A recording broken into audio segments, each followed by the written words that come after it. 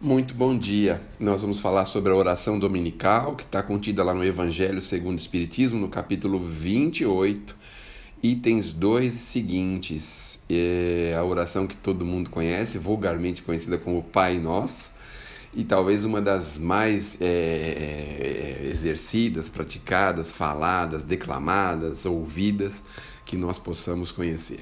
Nós sabemos que no Evangelho nós temos duas formas de agradecer e louvar a Deus, seja através das preces decoradas ou das preces espontâneas. E o caso do Pai Nosso é uma das preces decoradas que nós aprendemos com Jesus.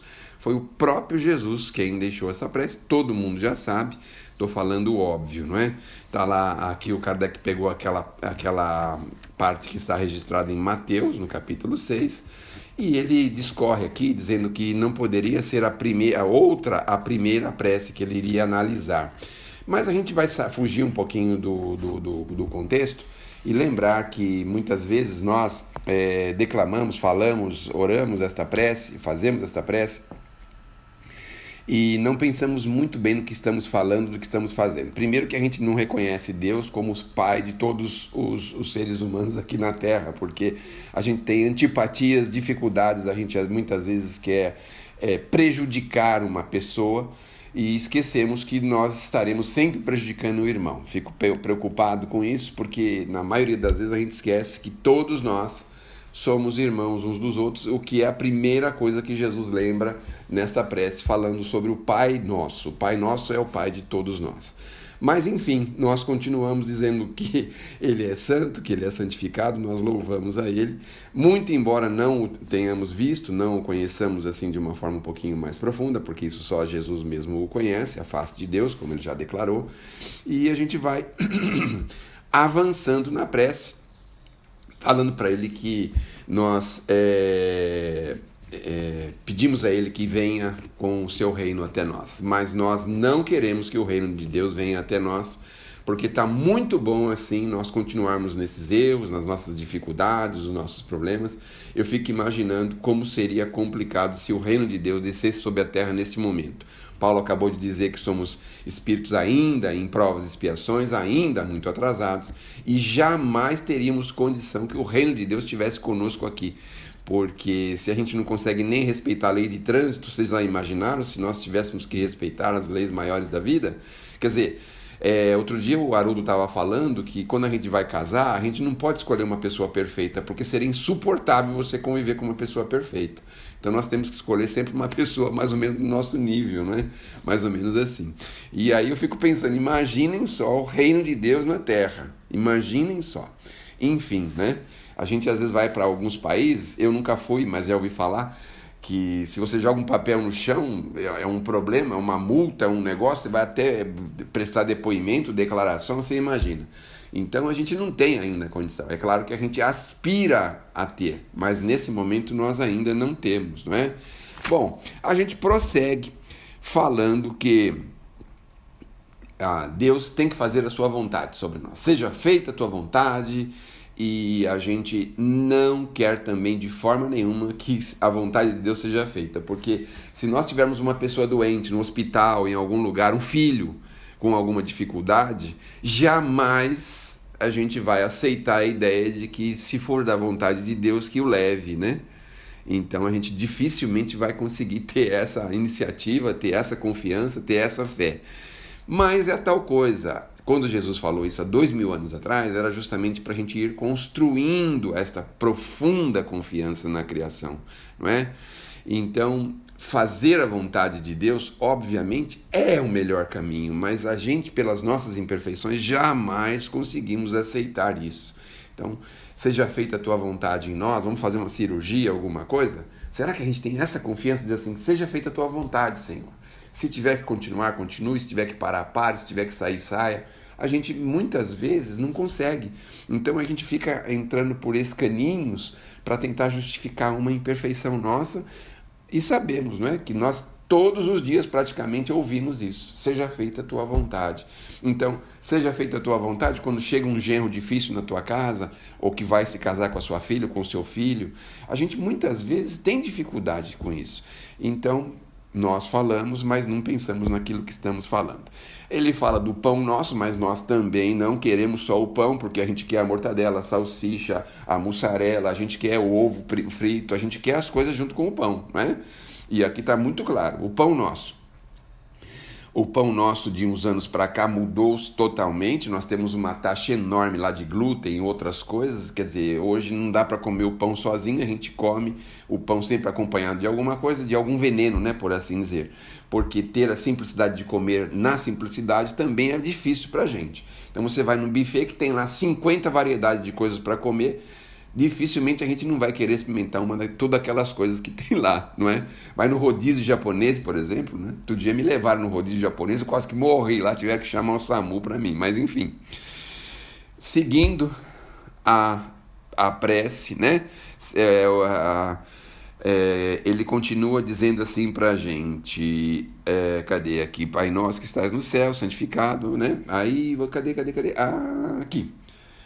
Perdoai as nossas dívidas, assim como nós perdoamos. A gente perdoa igual aquela palavra lá do Senhor lá que perdoou, né? O rico perdoou, mas o outro menor não perdoou o credor, o devedor dele. E naquele tempo não tinha escapatória. Devia escravidão, ou para a pessoa ou para toda a família, enfim.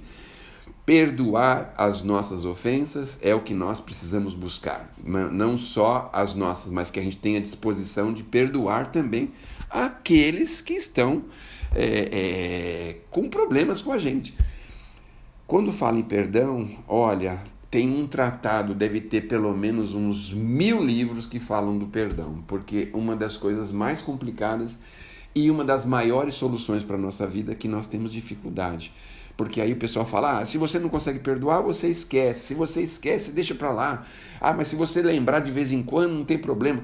Então é uma coisa assim, parece um alvo inalcançável, o perdão ao nosso redor. A gente perdoa coisinhas assim, pecadinhos, assim, pequenininhos, né? Mas na hora do vamos ver das coisas que realmente precisam ser avaliadas, a gente... não perdoa. Mas seguindo, nós temos não nos deixes cair em tentação, mas a gente adora cair em tentação. Então se você der para um cavalo um prato de pérola, ele não está nem aí, mas se você der um prato de capim, e a tentação já está justamente dentro de nós, não é? Não é o que está fora, é o que está dentro. No meu caso, por exemplo, se forem me dar alguma coisa química para usar, eu não estou nem aí, não quero nem saber. Agora, se trouxer um chocolate, aí lascou tudo, né? Se trouxer uma torta de coco, né, que a gente está assim, há 5 anos só lembrando dela, aí lascou tudo. Então a tentação não é o que está fora, não é o que está dentro da gente. E é isso que nós temos que buscar, não é? E o livrar do mal? Eu falei tudo isso meio rapidinho, justamente para chegar nesse ponto aqui. Livrar do mal. Vamos fazer uma luz sobre isso, sobre essa frasezinha, que muitos de nós, muitas vezes, olha, é uma percepção pessoal, viu, gente? Não é uma percepção da doutrina, nem de ninguém, é pessoal. Chegamos à conclusão de que esse livrar do mal, na maioria das vezes as pessoas pensam assim, Senhor, me livra do mal, de um malfeitor que está na rua, de uma pessoa que pode invadir a minha casa, de um problema que eu possa ter, de uma situação que eu possa viver. A gente pensa nesse mal, a gente pensa que nós devemos pedir a Deus para livrar a gente desse mal. Só que o maior mal que nós precisamos nos livrar não é aquele que nos acontece, porque as pessoas que nos fazem mal, olha que coisa interessante, os Espíritos falam claramente isso, faz com que a gente lave os olhos espirituais para a conquista de novas possibilidades. Então, quando a gente recebe o mal, acontece isso com a gente, ou seja, a gente é empurrado para frente, a gente é empurrado para uma determinada situação que vai nos beneficiar, quando a gente recebe o mal. O maior mal, o grande mal que nós precisamos não cair de forma alguma, é aquele que nós possamos fazer para alguém. Então, quando a gente fala assim, e livra do mal, assim, Senhor, não deixa eu fazer mal para ninguém, porque o mal que nós fazemos para alguém, o que acontece? A gente pega aquele saco de pedra e coloca nas costas, para saber quando é que nós vamos resolver isso. Nós não sabemos quando que isso vai ter solução. Porque a solução pode ser de mês, de dias, de horas, de meses, de anos ou de séculos. Então, 5 minutos de mal pra gente, muitas vezes gera séculos de consequência. Veja o que o André Luiz fala pra gente, não é mesmo? Então, esse é um cuidado extremo que nós precisamos ter. Quando pensarmos em livrar do mal, é assim, do mal que nós possamos praticar para outrem. Porque o mal que nós tivermos que receber, estamos comprometidos com as leis, estamos necessitados de receber aquilo, temos uma necessidade de ter aquela dificuldade, aquele problema, vamos aguentar firme porque aquilo vai nos impulsionar para frente. Mas o mal que nós praticarmos para o nosso semelhante, para as pessoas ao nosso redor, para as pessoas que nós conhecemos, esse mal é o que vai nos causar os problemas que nos causaram, que nos colocaram nesse planeta. Não é? Ou seja, o Paulo estava falando agora, né, um pouco, que todo mundo erra, está todo mundo errando, né? Eu fiquei até pensando, meu Deus, o que será que eu estou errando agora, né?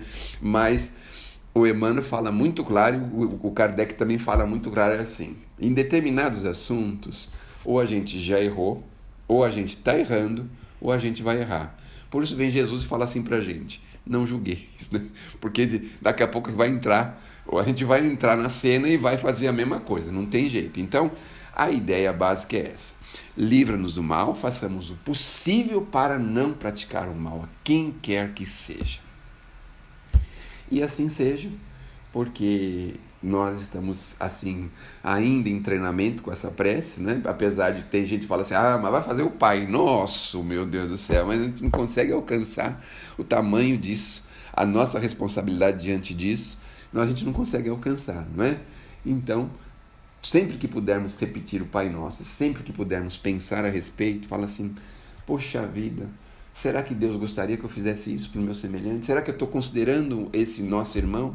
Não é? Agora em política, por exemplo, que tem uma polêmica, uma celeuma grande aí, será que nós estamos considerando uns aos outros como irmãos? Será que a gente está com esse nível de entendimento? Não é? Porque a ideia da prece é essa, né? Jesus mostra para a gente que todos nós somos filhos de um mesmo Pai. Então, tenhamos a certeza de que, trabalhando para si, para outrem, realizando o que pudermos e confiarmos profundamente no que pudermos, vejam, e perguntaram como que nós, perguntaram para Jesus, por exemplo, como que a gente ganharia o reino dos céus, o moço lá perguntou. Então teve 2 circunstâncias pelas quais Jesus começou a falar assim, mas o que está escrito na lei? Ele fala assim, amar ao próximo como a si mesmo. Então faz isso que você ganha o reino dos céus. Mas como é que eu posso amar o próximo? Aí ele pegou e deu o exemplo da parábola do samaritano. Todo mundo lembra disso, todo mundo sabe disso, não é? Mas aí chegou lá na frente, véspera do Jesus ter que ir embora da terra, ele falou, uma lei eu vos dou, que vos amei uns aos outros como eu vos amei.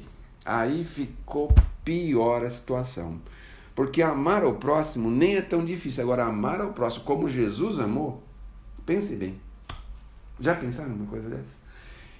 Deu a vida, todo o sacrifício possível, passou todos os flagelos possíveis, todas as conspirações possíveis, todas as injustiças possíveis, e continua mesmo assim nos amando.